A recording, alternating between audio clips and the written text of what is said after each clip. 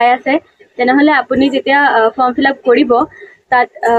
আপোনাৰ domicile certificate বিচাৰিব আপুনি আধাৰ কাৰ্ড দিব পাৰে সেইটো দিয়াৰ লগে লগে আপোনাৰ ফিজ যেটো আপুনি 9000 18000 22000 দি ৰেজিষ্ট্ৰেচন কৰিলে তাত আপুনি 75% ডিসকাউন্ট পাই যাব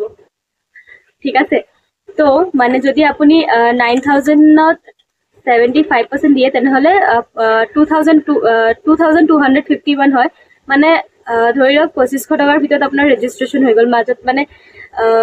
এটা ষ্টুডেন্ট জাৰ্নেল এটা পাবলিশ কৰে ICI 400 মান লয় যদি হেতু আপুনি লব বিচাৰে তেনেহলে 2500 টকাৰ মান ভিতৰত হৈ যায় ঠিক আছে তো 9000 ৰ তো আপোনালোকৰ কমি গল 2500 টকা দি আৰু যেটো 18000 হল 18000 ত আপোনালোকে আকৌ 75% ডিসকাউন্ট পাব তাৰ মানে 4500 হৈ গল 18000 ত তো আপোনালোকৰ 4500 হৈ গল ঠিক আছে আৰু এটা যেটো 22000 ৰ হয় হেতু যদি আপুনি 75% ডিসকাউন্ট কৰিব তেনেহলে 5500 হৈ গল তো 5500 4500 আৰু 2500 যেটো ধৰি কিনে আপোনালোকৰ 12500 ৰেজিষ্ট্ৰেচন গোটেইখিনি হৈ গল ঠিক আছে আৰু যেটো আপুনি এক্সামৰ ফৰ্ম ফিল আপ কৰিব তাত তো কমপ্লিট পইচা দিব লাগিব 1500 টকা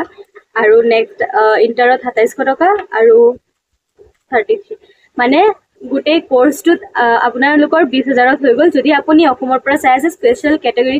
ষ্টেটছৰ পৰা ঠিক আছে স্পেশাল ক্যাটাগৰী ষ্টেটছ যিবোৰ হল এবোৰ মই এফালে দি দিম চাই লব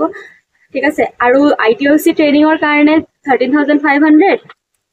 আৰু 14500 তো টোটাল আপোনালোকৰ 48000 হল মানে 50000 ৰ ভিতৰত আপোনালোকৰ টোটাল CA কোৰ্সৰ এক্সপেন্সটো কষ্ট 50000 ধৰি লব পাৰে ঠিক আছে আৰু যদি আপোনালোকে প্ৰাইভেট কোচিং লয় তেনেহলে হেতুটো বেলেগ